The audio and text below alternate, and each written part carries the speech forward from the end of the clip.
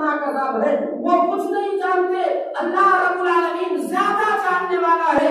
यह आयत करीमा हमें ये दर्श दे रही है कि अगर हम किसी गलत काम में मुलव्विस है तो हमें चाहिए कि वो गलत काम छोड़े, और उसे अगर समाज में फैलाने की कोशिश करेंगे तो दुनिया में भी दर्दनाक अज़ाब है हमारे लिए, आखिरत में भी दर्दनाक अज़ाब है।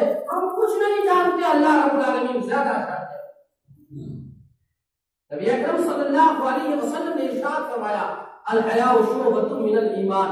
सामईने किराम याद रखिए, हम आए दिन हम अखबारात पढ़ते हैं, पता ये चलता है कि समाज और सोसाइटी में मुसलमान घराने से ताल्लुक रखने वाली इस्लामी खवातीन जो है, इस्लामी बच्चियां खुदकुशी करती हैं और न जाने कैसे कैसे गलत रास्ते अपनाती हैं।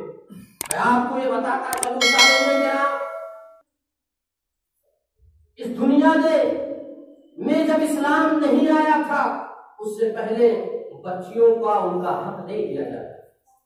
बच्चियां अगर पैदा होती थी, अभी पैदाइश हुई कि उधर उसके लिए गधा तैयार रहता था, उसको ले जाकर के उसका बाप गड्ढे में दफन कर दिया करता था, जिंदा दरगोर कर दिया करता था। लेकिन सामईने किराम, उसके लिए कुछ वजह रही होगी कि वो लोग अपनी बच्चियों को जिंदा दफन क्यों करते हैं। हम आपसे ये कहना चाहते हैं, एक किताब का हवाला मैं देता हूँ, और मौलाना रिजवानुल्लाह रियाजी साहब की लिखी हुई बड़ी अच्छी किताब गैरत का फुकदान, उस किताब का नाम है गैरत का फुकदान। उसमें उन्होंने वाकया लिखा और बताया है कि अरब के बद्दू लोग अपनी बच्चियों को आखिर जिंदा दफन क्यों करते थे, उसकी वजह क्या है। अरब के अंदर एक कबीला पाया जाता था, कबीले रबिया। कबीले रबिया नाम करके कबीला पाया जाता था ज़माने जाहिलियत में।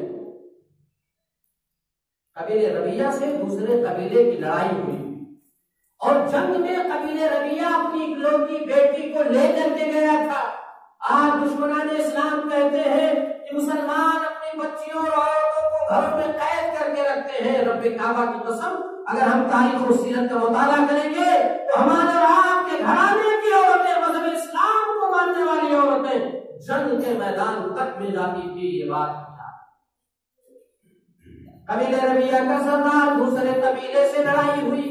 उस जंग में, उस लड़ाई में कबीले रबिया अपनी इकलौती बेटी को लेकर के गया था। कबीले रबिया से जब लड़ाई होने लगी, उस जंग में कबीले रबिया हार गया, और जब जंग हारा तो वहां से वो फरार हो गया, भाग गया। अपनी इकलौती बेटी को छोड़ करके वहां से वापस पलट आया, भाग गया। चंद दिनों के बाद में जब आपस में सुलह हो गया, दोनों कबीलों के अंदर जब सुलह हो गया, तो कबीले रबिया से जिसने जीत हासिल की थी, फतह हासिल की थी,